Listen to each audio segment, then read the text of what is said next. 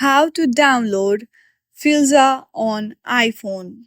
To install Filza File Manager on your iOS, first of all, what you need to do is simply launch your settings on your device. Once you are on your settings homepage, if you scroll down a little bit there, you will see screen time option. Simply tap on it. Once you go through the screen time, again scroll down and hit on content and privacy restriction option and go through the allowed apps and feature. From here, make sure that Safari is toggled on. Once you check that, go through the Safari on your device and then on the searching bar, search for download Filza on iPhone. From there, go to the official website of Filza download.